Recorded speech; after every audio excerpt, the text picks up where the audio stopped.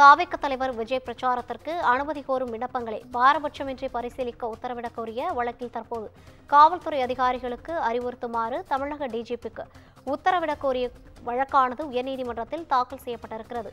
இது குறித்தான கூடுதல் விவரங்களோடு இணைகிறார் நமது செய்தியாளர் சக்திவேல். வணக்கம் சக்திவேல், கூடுதல் விவரங்களை பதிவு செய்யலாம்.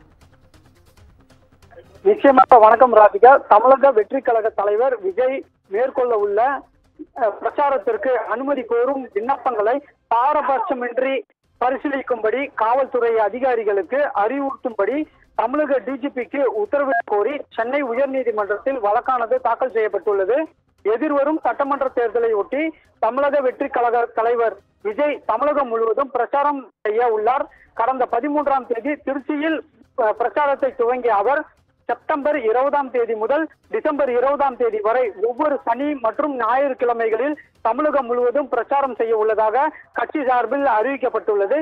இந்த பிரச்சாரத்திற்கு அனுமதி கோரும் விண்ணப்பங்களை எந்த பாரபட்சமும் இன்றி பரிசீலித்து அனுமதி வழங்க மாநிலம் முழுவதும் உள்ள காவல்துறை அதிகாரிகளுக்கு அறிவுறுத்தல் வழங்க கோரியும் தாவேகா சார்பில் கடந்த 9 மற்றும் 15ஆம் தேதிகளில் டிஜிபியிடம் கட்சி சார்பில் மனுவானது அளிக்கப்பட்டது.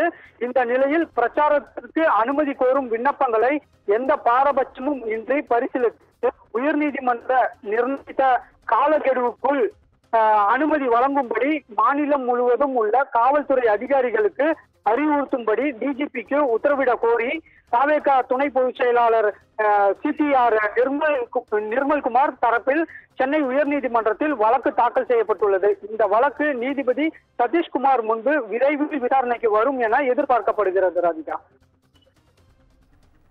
கூடுதல் விவரங்களை வழங்கியமைக்காக நன்றி சக்திவேல்.